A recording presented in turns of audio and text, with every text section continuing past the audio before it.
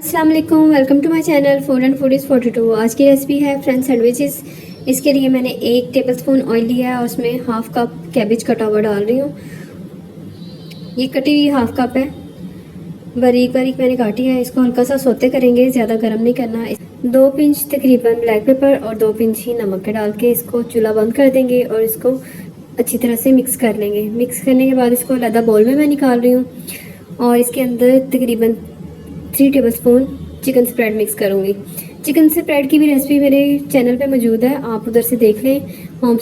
Homemade है और बहुत मज़े की बन। अगर आपके पास होममेड नहीं है तो आप बाज़ार वाली भी यूज़ कर सकते हैं। इन चीज़ों को अच्छी तरह से मिक्स करके साइड पे कर लेंगे। ब्रेड क्रम चाहिए हमें हाफ कप तकरीबन और 1 अदद अंडा। इसको फेंट के इसको भी साइड पे कर लें। 4 पीस ब्रेड के लें और उनके किनारे सारे जो हैं काट के अलहदा कर दें। ब्रेड को दरमियान में से काट लेंगे और इसके स्लाइस बना लेंगे। आप अपनी मर्ज़ी की शेप दे सकते हैं इसको, ट्रायंगल या रेक्टेंगल जैसी भी। अगर आप मेरे चैनल पे नए हैं तो प्लीज़ मेरे चैनल को सब्सक्राइब कर दें, बेल का आइकन प्रेस कर लें ताकि आगे भी मज़ीद आपको अच्छी अच्छी रेसिपीज़ मिलती रहें। ये देखें, मैंने इसका मिक्सचर सारा इनके ऊपर लगा के इसको अच्छी तरह से प्रेस करके बंद कर लिया है। दूसरा पीस ऊपर रख दिया है। अब इसको अंडे में डिप करेंगे। अंडे में डिप चारों तरफ से अच्छी तरह से कर लेंगे और फिर उसके बाद इसको ब्रेड क्रम्ब लगा के फ्राई करेंगे।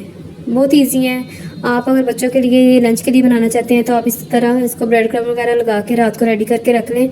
सुबह इसको आपने बस हल्की आंच पे बच्चों को टोस्ट करके दे देना है।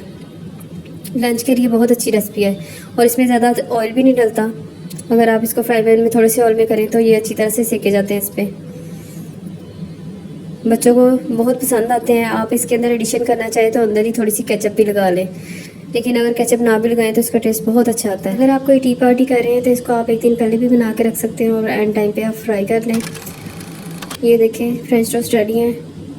अगर आपको मेरी रेसिपीज़ पसंद आती हैं तो प्लीज़ फीडबैक ज़रूर दिया करें और जो लोग मेरी रेसिपीज़ ट्राई करते हैं तो मुझे कमेंट्स में ज़रूर बताया करें किसने ट्राई किया और कैसी बनी है। आपके फीडबैक से हमें बहुत हिम्मत मिलती है।